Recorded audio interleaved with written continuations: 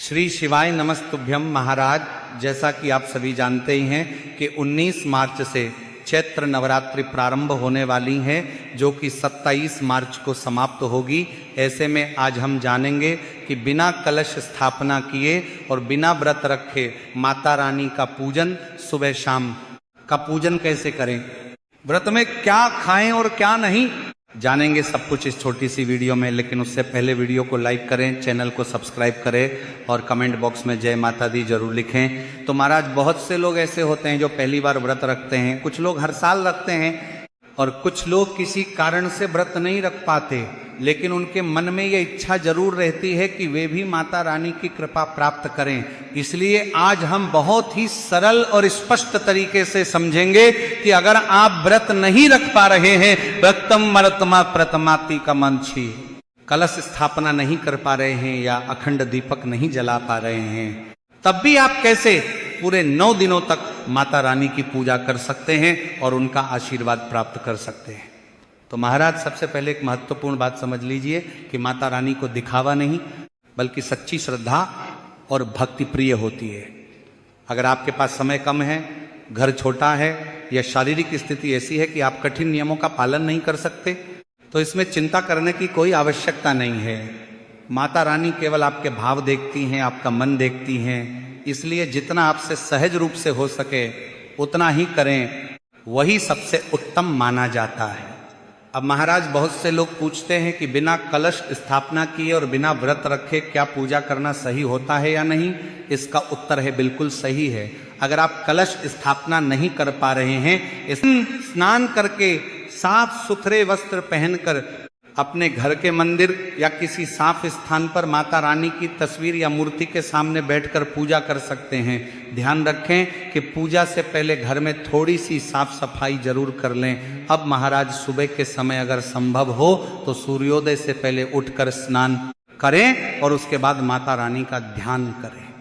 कोशिश करें कि पूजा करने से पहले कुछ न खाएं, लेकिन अगर किसी कारण से ऐसा संभव नहीं है, जैसे छोटे बच्चे हैं या स्वास्थ्य संबंधी समस्या है, तो आप अपनी सुविधा के अनुसार भी पूजा कर सकते हैं। इसी के साथ पूजा करते समय आप धूप, दीप और अगरबत्ती अवश्य जलाएं।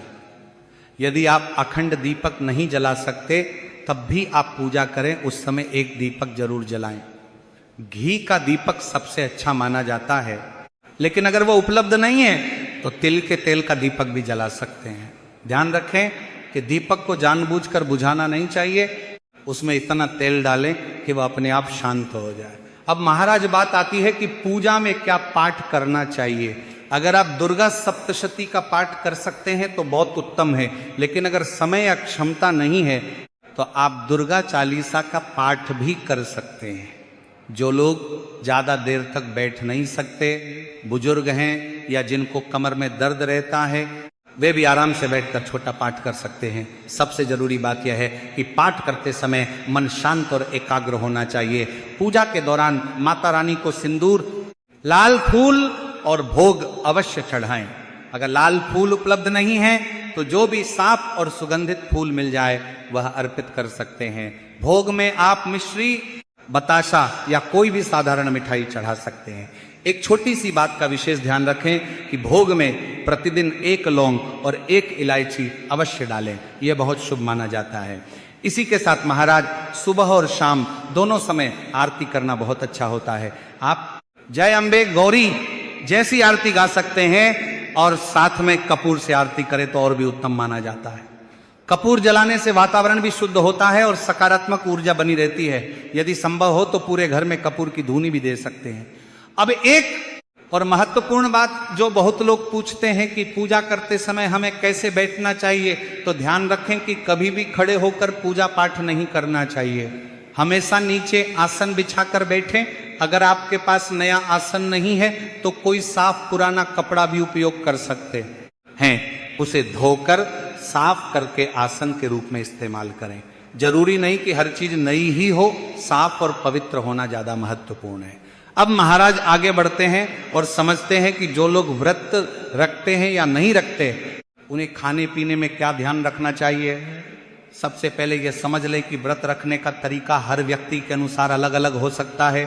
कुछ लोग पूरे दिन उपवास रखते हैं और शाम को भोजन करते हैं, कुछ लोग केवल फलाहार लेते हैं, कुछ लोग दिन में 1 या 2 बार हल्का भोजन करते हैं। इसलिए आपको अपनी शारीरिक क्षमता के अनुसार ही व्रत रखना चाहिए। अगर आप व्रत रख रहे हैं तो सेंधा नमक का सेवन कर सकते हैं। मसालों में जीरा, काली मिर्च और हरी मिर्च का उपयोग कर सकते हैं। आप आलू, शकरकंद, मूंगफली, साबूदाना और विभिन्न फल खा सकते हैं। दूध, दही और सूखे मेवे भी व्रत में लिए जा सकते हैं, लेकिन लहसुन, प्याज और सामान्य नमक का उपयोग नहीं करना चाहिए। अब बात आती है साबूदाने की, जो कि बहुत लोगों के मन में सवाल पैदा करता है। बहुत से लोग व्रत में साबूदाने की खिचड़ी या खीर बनाकर खाते हैं।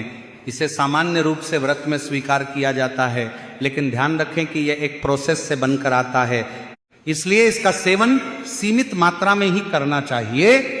अगर आप चाहें तो फल और अन्य प्राकृतिक चीजों को अधिक प्राथमिकता दे सकते हैं। अब महाराज, सबसे महत्वपूर्ण प्रश्न कि व्रत में हमें कितनी बार खाना चाहिए, इसका कोई निश्चित नियम नहीं है।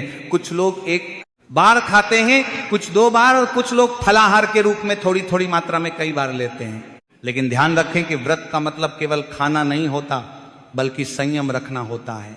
इसलिए बार बार खाने से बचें और जितनी जरूरत हो उतना ही खाएं। इसके साथ ही पानी भरपूर मात्रा में पीना बहुत जरूरी है। नारियल पानी भी पी सकते हैं, ये शरीर को ठंडक देता है और ऊर्जा भी बनाए रखता है।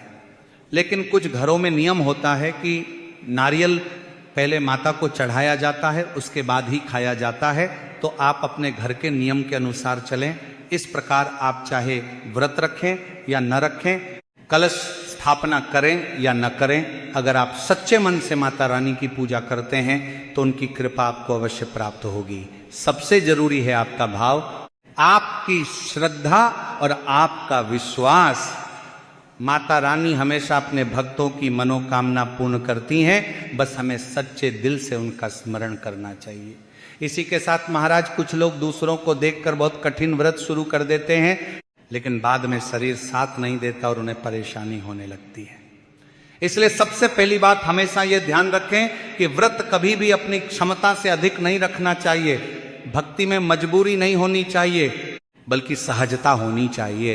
अब महाराज, हम ये समझते हैं कि व्रत रखने के अलग अलग तरीके क्या होते हैं। कुछ लोग ऐसे होते हैं जो पूरे दिन बिना कुछ खाए पिए रहते हैं और केवल शाम को भोजन करते हैं। कुछ लोग फलाहार करते हैं, कुछ लोग फलाहार करते हैं जिसमें वे फल, दूध, दही और हल्के आहार लेते हैं। कुछ लोग दिन में 2 बार भी खा लेते हैं, लेकिन व्रत वाले नियमों का पालन करते हैं। इन सभी तरीकों में से आपको वही तरीका चुनना चाहिए जो आपके शरीर और दिनचर्या के अनुसार सही हो। अब महाराज, एक बहुत महत्वपूर्ण बात आती है कि व्रत में हमें किन चीजों का सेवन करना चाहिए और किन चीजों से बचना चाहिए। सबसे पहले तो यह समझ लीजिए कि व्रत का भोजन सात्विक होना चाहिए। इसमें लहसुन और प्याज का बिल्कुल भी प्रयोग नहीं करना चाहिए। सामान्य नमक की जगह केवल सेंधा नमक का उपयोग करना चाहिए। यह व्रत में शुद्ध और स्वीकार्य माना जाता है। इसी के साथ महाराज, आप व्रत में आलू, शकरकंद, कद्दू जैसी चीजों का सेवन कर सकते हैं। इसके अलावा फल जैसे केला, सेब, अनार, पपीता आदि भी खा सकते हैं। सूखे मेवे जैसे बादाम, काजू, किशमिश भी शरीर को ऊर्जा देते हैं, इसलिए इन्हें भी लिया जा सकता है। दूध और दही भी व्रत में बहुत उपयोगी होते हैं, क्योंकि ये शरीर को ताकत देते हैं और कमजोरी नहीं आने देते हैं। अब महाराज, कुछ लोग ये भी पूछते हैं कि क्या हम व्रत में मसालों का उपयोग कर सकते हैं। तो आपको बता दूं कि व्रत में बहुत सीमित मसालों का ही उपयोग करना चाहिए। जैसे आप जीरा, काली मिर्च और हरी मिर्च का उपयोग कर सकते हैं। कुछ लोग सौंफ का भी प्रयोग करते हैं, लेकिन गरम मसाला, हल्दी, धनिया पाउडर जैसे सामान्य मसालों का उपयोग व्रत में नहीं करना चाहिए।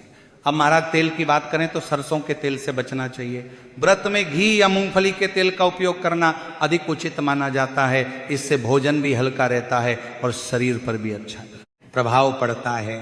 अब महाराज, एक और महत्वपूर्ण प्रश्न है कि व्रत में टमाटर खाना चाहिए या नहीं। तो ये अलग अलग परंपराओं पर निर्भर करता है। कुछ लोग टमाटर को फल मानकर खाते हैं, जबकि कुछ लोग इसे व्रत में नहीं लेते। इसलिए आप अपने घर के नियम और परंपरा के अनुसार ही इसका निर्णय लें। अब हम एक और महत्वपूर्ण विषय पर बात करते हैं कि अगर कोई व्यक्ति व्रत नहीं रख रहा है तो क्या वह सामान्य भोजन कर सकता है। इसका उत्तर है हाँ, लेकिन कोशिश करें कि नवरात्रि के दौरान सात्विक भोजन ही करें। लहसुन प्याज से बचें और भोजन को सरल और पवित्र रखें। इससे आपका मन भी शांत रहेगा और आप पूजा में अधिक ध्यान लगा पाएंगे। अब महाराज एक बहुत जरूरी बात जो अक्सर लोग पूछते हैं कि अगर हम व्रत के नियम पूरी तरह से नहीं निभा पा रहे हैं तो क्या माता रानी हमसे नाराज हो जाती हैं? तो इसका उत्तर है बिल्कुल नहीं। माता रानी माँ हैं और माँ कभी अपने बच्चों से नाराज नहीं होती, खासकर तब जब बच्चा अपनी क्षमता के अनुसार प्रयास कर रहा हो। इसीलिए अगर आप किसी कारण से सारे नियम नहीं निभा पा रहे हैं तो चिंता करने की कोई जरूरत नहीं है। जितना आपसे हो सके उतना ही करें और सच्चे मन से माता रानी का स्मरण करें। अब बात करते हैं पूजा के समय की दिनचर्या के बारे में। अगर आप नियमित रूप से सुबह और शाम पूजा कर सकते हैं तो बहुत अच्छा है। सुबह के समय स्नान करके साफ कपड़े पहनकर पूजा करें और शाम को भी एक बार आरती अवश्य करें। अगर आपके पास समय कम है तो आप छोटी पूजा भी कर सकते हैं, लेकिन ध्यान रखें कि वह मन से होनी चाहिए। पूजा के दौरान दीपक जलाना बहुत महत्वपूर्ण माना जाता है। अगर आप अखंड दीपक नहीं जला पा रहे हैं तो भी जब भी पूजा करें उस समय दीपक अवश्य जलाएं। यह एक तरह से माता रानी के सामने प्रकाश और श्रद्धा का प्रतीक होता है। साथ ही धूप और अगरबत्ती भी जलाएं जिससे वातावरण शुद्ध और सुगंधित बना रहता है। तो महाराज आशा करते हैं कि अब आपके सभी प्रश्नों के उत्तर आपको मिल गए होंगे। अगर फिर भी आपके मन में कोई सवाल है तो आप पूछ सकते हैं, और यदि आपको यह जानकारी उचित लगी हो तो वीडियो को लाइक करें, चैनल को सब्सक्राइब करें और कमेंट बॉक्स में जय माता दी जरूर लिखें। धन्यवाद।